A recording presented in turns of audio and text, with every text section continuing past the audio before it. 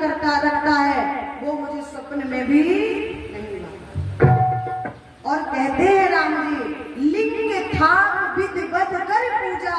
जब लंका पर भगवान ने चढ़ाई की, समुद्र बांधा, समुद्र पर जो है सेतु बांधा था, पुल बांधा था, तो वहां पर सबसे पहले पूजन किसका किया? लिंग था विधिवत कर पूजा।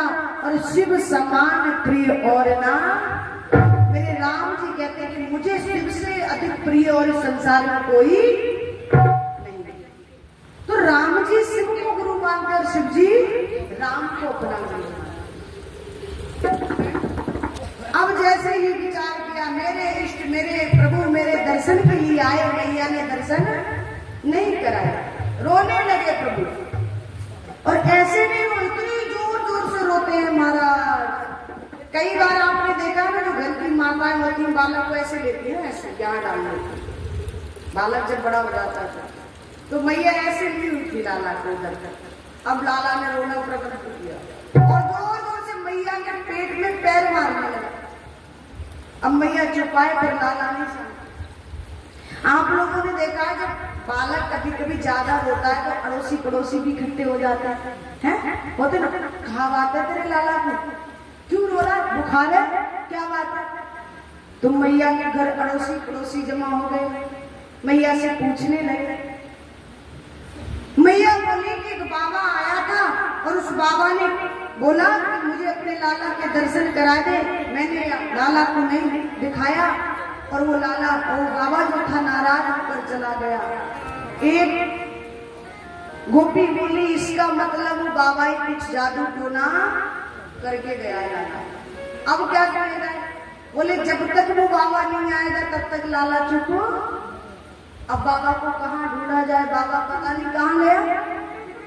तो दासी को बुलाया, इधर आओ, देखो पूरे गोकुल में ढूंढ कर जो बाबा हमारे घर आया था ना, वो कहीं मिल जाए तो उसको कहना मैया यशोदा ने गोकुल में बुलाया है। दौड़ करके दासी जाती है, सब जगह ढूंढती पर भगवान शिव कहीं नहीं मिलते। एक तरफ देखा तो एक वृक्ष के नीचे बैठकर, बट वृक्ष के नीचे भगवान का चिंतन कर रहे थे। दासी ने जाकर दौड़ कर गई, निवेदन किया, बाबा आपको मैया यशोदा ने महल में बुलाया है। भगवान से बोले, नहीं नहीं अब मैं नहीं जाऊंगा। बाबा चलो ना, क्यों बुलाया है?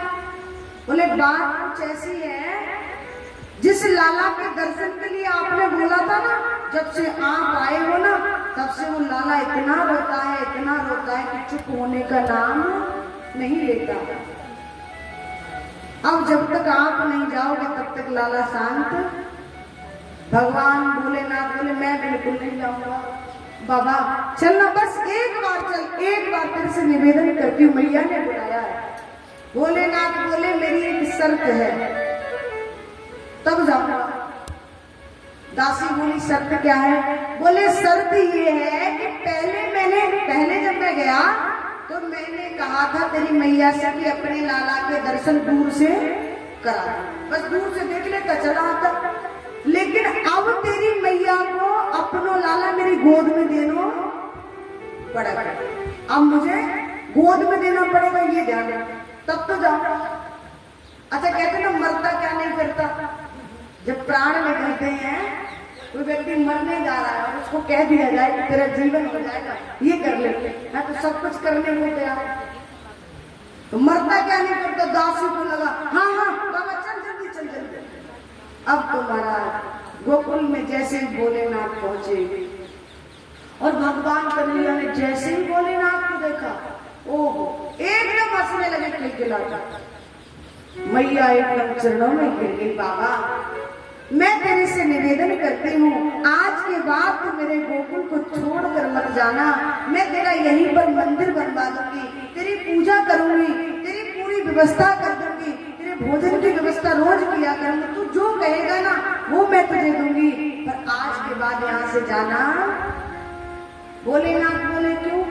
क्योंकि बाबा आगे चलकर फिर कभी मेरा लाला रोया तो मैं फिर तुझे कहाँ से लाऊंगी। यहाँ होगा तो तेरे लिए दिखा दूंगी, देखो तो सही मेरे लाला को क्या तकलीफ है। भगवान बोले